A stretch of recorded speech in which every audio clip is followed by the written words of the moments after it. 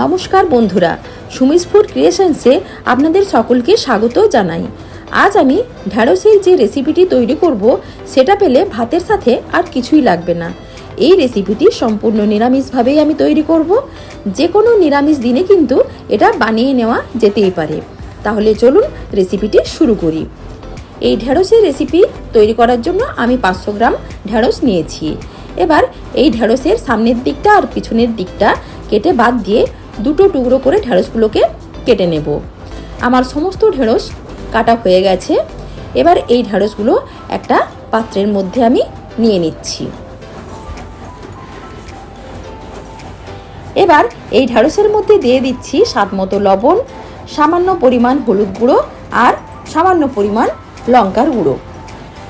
এবার এই সমস্ত কিছু একসাথে মেখে নেব। ঢ্যাঁড়সগুলো আমার মাখা হয়ে গেছে। এবার গ্যাসের উপর একটা কড়াই গরম করতে দিয়েছি, তার মধ্যে কিছুটা পরিমাণ সরষের তেল দিয়ে দিলাম। তেলটা গরম হয়ে গেছে। এবার মশলা মাখানো ঢ্যাঁড়সগুলো ভাজবার জন্য কড়াইয়ের মধ্যে দিয়ে দিচ্ছি। একটু উল্টে পাল্টে নিয়ে ঢ্যাঁড়সগুলো ভাজতে দিচ্ছি। ঢ্যাঁড়সগুলো এদিকে ভাজা হতে থাক, ততক্ষণে আমি একটা মশলা রেডি করে নেব। তার জন্য একটা মিক্সি জারে নিয়ে নিচ্ছি 2 চামচ পোস্ত, কিছুটা কাজু আর দুটো কাঁচা লঙ্কা। এগুলো শুকনো অবস্থাতে আমি পেস্ট করে নিলাম। এবার একটু জল দিয়ে পেস্ট করে নেব।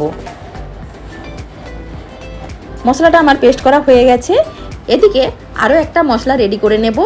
তার জন্য একটা বাটির মধ্যে নিয়ে নিচ্ছি 1/2 চামচ কাশ্মীরি লঙ্কার গুঁড়ো, 1/2 চামচ হলুদ গুঁড়ো, 1 চামচ বেসন আর স্বাদ মতো লবণ। এবার একটু জল দিয়ে একটা পেস্ট তৈরি করে নেব। পেস্টটা তৈরি করা হয়ে গেছে। এদিকে ঢ্যাঁড়সগুলো ভাজা হয়ে গেছে। এবার ঢ্যাঁড়সগুলো আমি একটা থালার মধ্যে তুলে নিচ্ছি। ওই একই তেলে দিয়ে দিচ্ছি 1/2 চামচ কালো জিরে, একটা শুকনো লঙ্কা ফোড়ন। ফোড়নটা একটু ভাজা হয়ে গেলে পর আগে থেকে যে মশলার পেস্টটা তৈরি করে রেখেছিলাম সেটা দিয়ে একটু কষে নিচ্ছি। অল্প পরিমাণ জল দিয়ে দিচ্ছি। জলটা দিয়ে আরও একটু কষে নেব। এবার দিচ্ছি টমেটো কুচি। এখানে আমি একটা টমেটো কুচি করে নিয়েছিলাম, ওটা দিয়ে একটু ভালোভাবে কষে নেব। টমেটোটা মজে গেছে।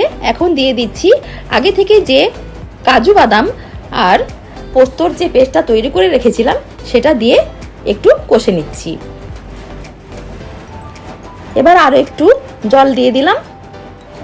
জলটা একটু ফুটে উঠলে এর মধ্যে দিয়ে দিচ্ছি আগে থেকে ভেজে রাখা ঢ্যাঁড়সগুলো।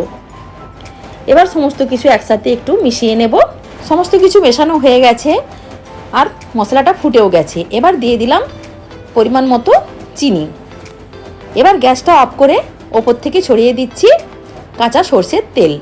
সরষের তেলটা ভালোভাবে মিশিয়ে নিলেই রেডি হয়ে গেল আজকের ঢ্যাঁড়সের সম্পূর্ণ নিরামিষ রেসিপি ঢ্যাঁড়স পোস্ত।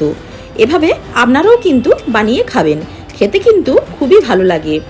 প্রতিদিনের মতো আজও বলবো, রেসিপিটি যদি আপনাদের ভালো লাগে তাহলে অবশ্যই আপনারা লাইক, শেয়ার ও সাবস্ক্রাইব করতে ভুলবেন না। ধন্যবাদ।